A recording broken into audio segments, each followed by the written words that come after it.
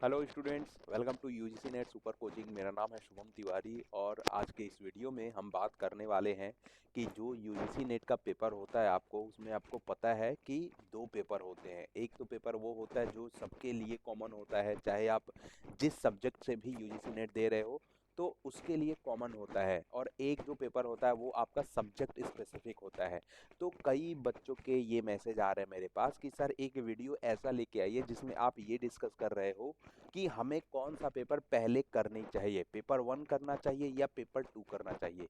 तो इस वीडियो के माध्यम से हम यही समझने की कोशिश करेंगे कि हमें क्या करना चाहिए जिससे हमारी जो प्रोडक्टिविटी है ना वो आराम से इंक्रीज हो जाए और हम अच्छे तरीके से अच्छे से क्वेश्चन कर पाए, ताकि हमको भरपूर टाइम भी मिले। तो आइए शुरू करते हैं। शुरू करने से पहले ध्यान रखिएगा, मेरा नाम शुभम तिवारी है और मैं आपको कॉमर्स की क्लासेस लेता हूँ। और आप मेरे से जुड़ना चाहते हो तो मेरे टेलीग्राम में आराम से जुड़ सकते हो। आप इस स्कैनर को स्कैन करके या डिस्क्रिप्शन बॉक्स में लिंक दिया गया है उस पर ज्वाइन कर सकते हो। ठीक है, चलिए शुरू करते हैं। देखिए, क्या इशू था आप लोगों का कि आपको कौन सा पेपर करना चाहिए, पेपर वन या पेपर टू, यही इशू था। अब देखो, ये कोई स्पेसिफिक बातें तो है नहीं, है ना। कई बच्चों के अपनी अपनी स्ट्रेटजी होती है, किस स्ट्रेटजी के साथ उन्हें करना है।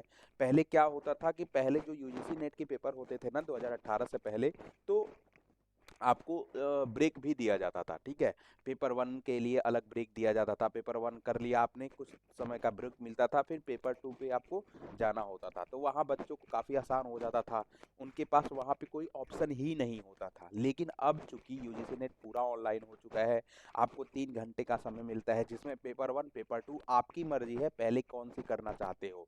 तो इसको ध्यान रखिएगा, इसको मैं ये नहीं बताऊंगा कि पहले आपको पेपर वन ही करना चाहिए, पहले आपको पेपर टू ही करना चाहिए। हर एक स्टूडेंट का अपने अपना स्ट्रेटेजी होता है। ठीक है, वो पहले पेपर वन करना चाहता है, पेपर टू करना चाहता है, वो अपने अनुसार करना चाहता है, कर लीजिए। ठीक है, कोई दिक्कत नहीं है। लेकिन ध्यान रखने वाली बात क्या है, ध्यान रखने वाली बात ये है स्टूडेंट कि आपको पता है कि पेपर किस वे में बनाया जाता है। ठीक है, अगर पेपर वन ऐसा बनाया गया जो काफ़ी डिस्क्रिप्टिव हो तो पेपर टू को थोड़ा सा शॉर्ट कर दिया जाता है, मतलब थोड़े उसमें डायरेक्ट क्वेश्चन पूछ लिए जाते हैं। लेकिन अगर पेपर टू थोड़ा डिस्क्रिप्टिव बनाया जाता है तो पेपर वन को थोड़ा सा क्रिस्पी कर दिया जाता है, थोड़ा सा शॉर्ट कर दिया जाता है।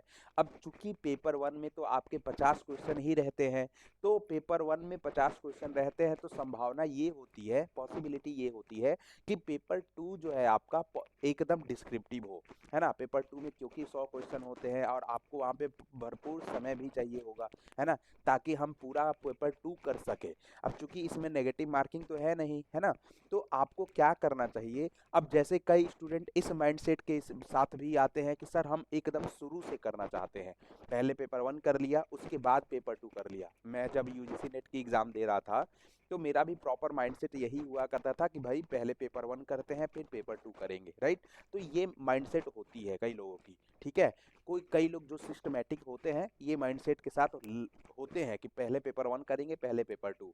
लेकिन फिर भी मैं यहाँ पे लिमिट नहीं कर रहा हूँ आप लोगों को, आप कोई भी पेपर पहले कर सकते हो, पेपर टू करिए पेपर वन करिए, इट्स अपॉन यू। लेकिन ध्यान रखने वाली बात क्या है, ध्यान रखिएगा कि अगर आप पेपर वन पहले कर रहे हो, ठीक है, अगर आप पेपर वन पहले कर रहे हो, पेपर वन में कितने क्वेश्चन होते हैं, 50, और इस 50 क्वेश्चन को करने के लिए आपको यूजीसी नेट अलाउ करता है कि भैया 1 घंटे में आपको कर लेने चाहिए। लेकिन आपको 1 घंटे नहीं लगाने हैं, आप अपनी तैयारी इस तरीके से रखिए कि ये जो पेपर वन में 1 घंटा मिल रहा है आपको, उसको आप 45 से 50 मिनट तक इस पेपर को कर जाइए।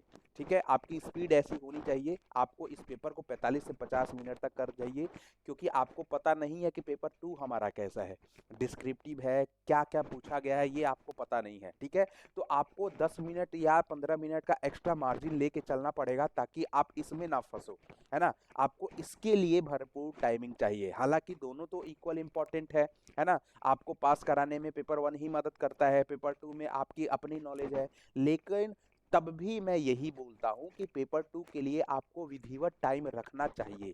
पेपर 2 के लिए आपको 10 से 15 मिनट का मार्जिन रख के ही चलना पड़ेगा और वैसी स्पीड बनानी पड़ेगी आपको, ठीक है? आप यहाँ पे टाइम बचा सकते हो पेपर 1 में, जैसे मैथ्स कई लोगों का स्ट्रॉन्ग होता है, डीआई स्ट्रॉन्ग होता है, तो आराम से जल्दी से कर जाइए, ठीक है? कहने का मतलब है कुल आपको कितने देरी में बनाना है? 45 से 50 मिनट में पेपर 1 और पेपर 2 को फिर से आपको कर लेना है। अब जो बच्चे होते हैं कि पेपर 2 कर लेते हैं हम, तो पेपर 2 में आपको एक्चुअली में पता होता है कि क्या-क्या चीज़ें हमने पढ़ा है, वही पढ़ा है, डायरेक्ट आप ऑप्शन मार सकते हो। तो अगर पेपर 2 के लिए भी जाओ आप, है ना? पेपर 2 के लिए भी जाओ, अब कई बच्चे ऐसे होते हैं ना कि पेपर 1 उन्होंने पढ़ा ही नहीं होता है, सीरियसली बता रहा हूँ। पेपर 1 पढ़ा ही नहीं होता है और पेपर 2 के लिए क्या करते हैं, वो बहुत स्ट्रॉन्ग होता है उनका पेपर 2, ठीक है? तो पेपर 2 उन्होंने उन वो क्या करते हैं, पेपर 2 को 145 डेढ़ घंटे में कर चुके होते हैं। तो ये ऐसे बच्चे होते हैं ना जिन्होंने पेपर 2 को 1 घंटा 45 मिनट में कर लिया, डेढ़ घंटा में कर लिया, तो वो मतलब अब पेपर 1 पे जाएँगे तो उनको ज़्यादा समय लगेगा, क्योंकि पेपर 1 में उनको लॉजिक तो क्लियर नहीं है कुछ, है ना? कई लोग ऐसे होते हैं, मैं बता रहा हूँ, ठीक है? तो पेपर 1 उन्होंने किया नहीं होता है, तो पेपर 1 के लिए उनको ज़्यादा टाइम चाहिए होता है। तो आराम से मैथ्स करते हैं, डीआई करते हैं, इंग्लिश करते हैं, क्योंकि उनको लॉजिकल रीज़निंग नहीं पता होता है, टीचिंग पता नहीं होता है, तो वो आराम से तुक्का मारते हैं।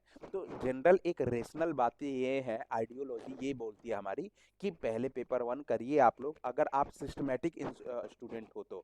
चाहे पेपर 2 भी कर सकते हो, कोई दिक्कत नहीं है, लेकिन जो टाइम का अलोकेशन होना चाहिए ना, वो प्रॉपर होना चाहिए, क्योंकि 2 सब्जेक्ट है आपके पेपर 1, पेपर 2, किसी एक सब्जेक्ट में ध्यान रखिएगा, डिस्क्रिप्टिव पेपर आने की संभावना होती है और मैक्सिमम पॉसिबिलिटी जो होती है पेपर 2 की ही होती है कि उसमें बहुत ज़्यादा लंबा चौड़ा क्वेश्चन आने की संभावना रहता है। आपको बहुत सारे क्वेश्चन पूछे जाते हैं, ठीक है? आपको पूछा जाता है direct question, indirect question, match of the following पूछा जाता है, केस स्टडी पूछ लिया जाता है आपसे, असर्शन रीजन पूछ लिया जाता है आपसे।